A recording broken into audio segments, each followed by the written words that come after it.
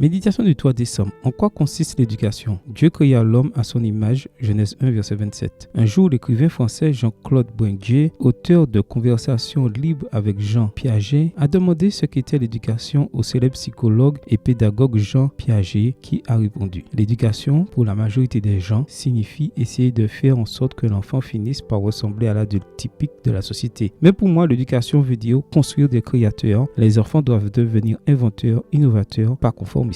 Bringuier a alors demandé: considérez-vous que chaque individu a la capacité de devenir un créateur? Piaget a répondu: sans doute, à des degrés divers. Il y a toujours un domaine où l'on peut exceller en tant que créateur. Piaget nous invite à réfléchir à l'éducation, non seulement comme à un processus d'acquisition de connaissances, mais aussi comme à un moyen de développer notre potentiel créatif. Dieu est le créateur de toutes choses et nous a créés à son image et à sa ressemblance. Cela implique que nous avons une capacité innée à créer et à innover, à refléter quelque chose de sa sagesse et de sa puissance dans nos œuvres. Cependant, cette capacité a été affectée par le péché qui nous détourne de lui et nous rend conformes au monde. Voir Romains 3, le verset 23, Romains 12, verset 2. Aussi avons-nous besoin d'une éducation qui nous rétablisse dans la communion avec Dieu et nous aide à développer notre potentiel créatif pour sa gloire et pour le bénéfice des autres. Ellen White a écrit: tout être humain créé à l'image de Dieu possède une puissance semblable à celle du Créateur, le pouvoir de penser et d'agir individuellement. Les hommes qui développent ce pouvoir sont des hommes prêts à assumer des responsabilités, des chefs de file capables d'influencer les autres. C'est le rôle de la véritable éducation que de développer ce pouvoir d'apprendre aux jeunes à penser par eux-mêmes pour ne pas se contenter de n'être que le miroir de la pensée des autres. Extrait du livre Éducation, chapitre 1, page 16, livre écrit par Ellen G. White. Que peux-tu faire pour développer ton potentiel créatif et l'utiliser pour honorer Dieu et servir les autres? Amen. Bonne journée à toi et que le Seigneur te bénisse.